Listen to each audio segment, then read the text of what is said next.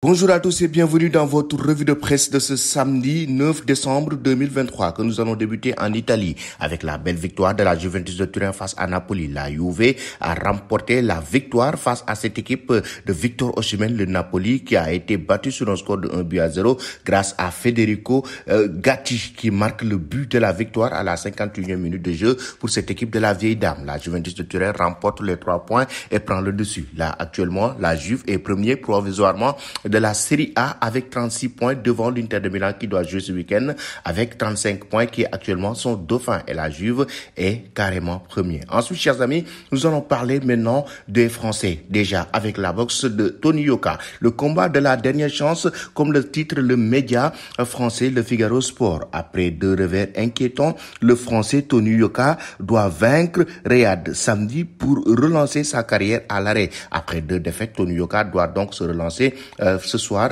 ce samedi, avec ce duel de feu qui sera très attendu. Ensuite, le quotidien L'équipe, quant à lui, qui revient une bonne nouvelle sur le Paris Saint-Germain. Il s'agit de Zaïre Emery et Marquinhos qui seront de retour face à Nantes ce week-end. Ça ferait du bien, comme l'a si bien titré, Marquinhos et Zaïre Emery sont disponibles pour la venue de Nantes. Le retour du Brésilien était attendu, celui du jeune international français beaucoup moins. Et avant le déplacement mercredi à Dortmund, la présence de ces 2 joueurs qui étaient blessés font du bien à cette équipe du Paris Saint-Germain. Ensuite, chers amis, nous filons directement maintenant en Espagne pour parler de la rencontre du Real Madrid. Le club de la Casablanca va jouer avec ses anciens amis. Il s'agit de Betis. Betis de qui? Betis, des joueurs espagnols qui évoluent là-bas avec El Real Madrid. C'est reconvertra con El Isco, son ancien joueur. L'Isco qui est un ancien joueur qui a marqué d'ailleurs le Real Madrid, la Casablanca, un milieu de terrain très talentueux qui va faire face à son ancien club. Il s'agit du Real Madrid. Et selon le quotidien AS et Marca qui nous parle de Mucho Arte, ce sera beaucoup d'art selon le quotidien AS. Et selon le média Marca, ce sera Cuidado con los amigos, les retrouvailles avec les amis de Isco qui vont retrouver cette équipe de la Casablanca. Il s'agit du Real Madrid qui va remporter la victoire. Vous donnez vos avis en commentaire. Ensuite, ce sera le grand duel. Du côté de la presse catalane, on parle du match qui va opposer le Barça à Girone. Une rencontre qui sera aussi très attendue. Girone actuellement, on le sait, Girone actuellement qui est en train de faire feu et flamme du côté de la Liga. Girone avec un entraîneur très tactique. D'ailleurs, c'est la raison pour laquelle on nous parle de El Gran Duelo par le Mediasport. Du côté de Mundo Deportivo, on nous parle de duel tactique. Pourquoi? Parce que Michel, l'entraîneur de cette équipe de Girone, est très tactique, tout comme Xavi Hernandez. Ce sera un duel de feu donc qui sera attendu ce week-end par ces 2 équipes.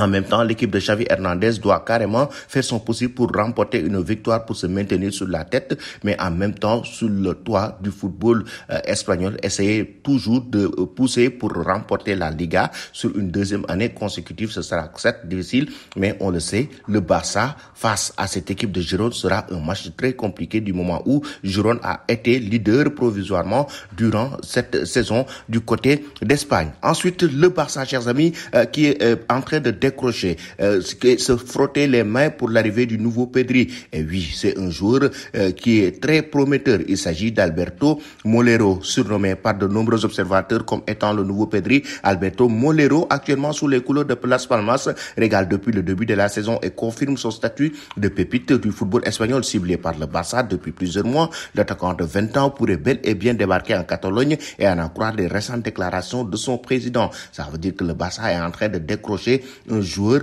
très talentueux au sein de cette équipe Blaugrana. Chers amis, que pensez-vous de cette recrue? Vous donnez vos avis en commentaire. Ensuite, nous allons parler maintenant d'Al Nassr, de Cristiano Ronaldo et de Sadio Mané. Et oui, là, en Arabie Saoudite, les 2 hommes ont fait le feu carrément. C'est hier, lors de la rencontre qui l'opposait à Al Riyad sur un score de 4-1.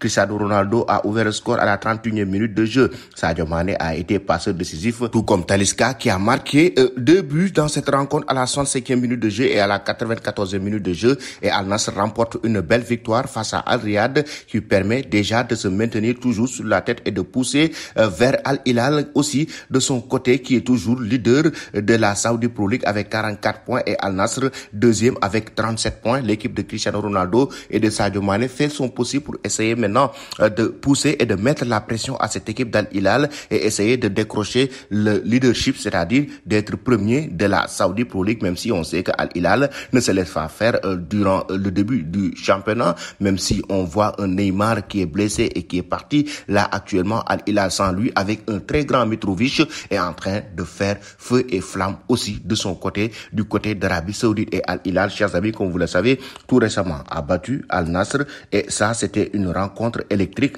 un match choc entre ces deux équipes. D'ailleurs, Al Hilal hier a remporté une belle victoire face à Al-T sur un score de 2-1 et Mitrovic a été encore une fois buteur. Voici, chers amis, c'était tout pour votre revue de presse. Merci et très bonne journée.